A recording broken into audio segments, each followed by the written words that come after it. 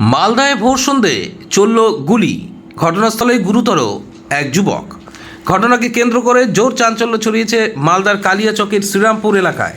ঘটনার প্রসঙ্গে জানা গিয়েছে, প্রতিদিনের মতোই স্থানীয় একটি মুদির দোকানে কয়েকজন যুবক আড্ডা মারছিল।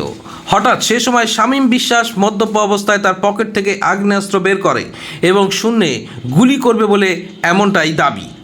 সেই সময় বাধা দিতে গেলে জাহাঙ্গীর বিশ্বাস নামে ওই যুবকের পায়ে হাঁটুর ওপর গুলি লাগে, পাশাপাশি গুলির খোলটি তার বুকে গিয়ে লাগে। ঘটনাস্থলে জাহাঙ্গীর বিশ্বাস গুরুতর জখম অবস্থায় লুটিয়ে পড়ে। স্থানীয়দের তৎপরতায় তৎক্ষণাৎ প্রাথমিক স্বাস্থ্যকেন্দ্রে চিকিৎসার জন্য নিয়ে যাওয়া হলে সেখান থেকে রাতেই মালদার একটি বেসরকারি নার্সিংহোমে রেফার করা হয়।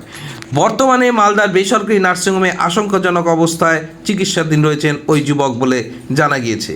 পাশাপাশি এই ঘটনার বিষয়ে একটি লিখিত অভিযোগ দায়ের করা হয়েছে অভিযুক্ত শামীম বিশ্বাসের বিরুদ্ধে, যদিও কালিয়াচক থানার পুলিশ ঘটনার তদন্তে নেমেছে।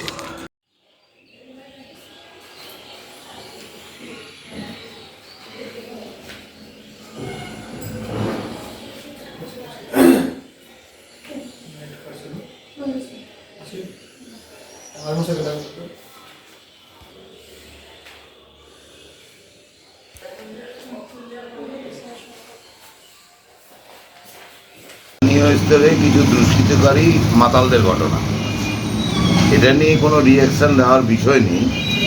তবে বিরোধীরা যেসব কথা বলছেন, এখন কোন দুষ্কৃতকারী কার কাছ থেকে পিস্তল নিয়ে গুলি করবে সেটা দলকে রিয়াকশান দিতে হবে।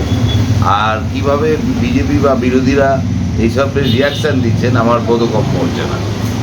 পুলিশ যথেষ্ট তদন্ত করছে।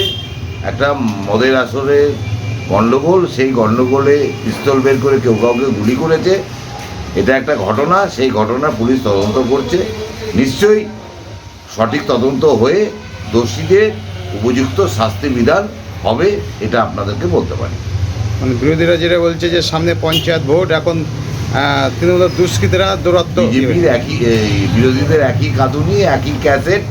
এইসব ক্যাসেটের কথা বলে একটা খুচরো ঘটনাগুলোকে মানে বৃহৎ করে বলে মানুষের কাছে এইসব কোনো বাজে বার্তা দেওয়ার যে চেষ্টা, সেটাতে কোনো তারা সফল হতে পারবে না।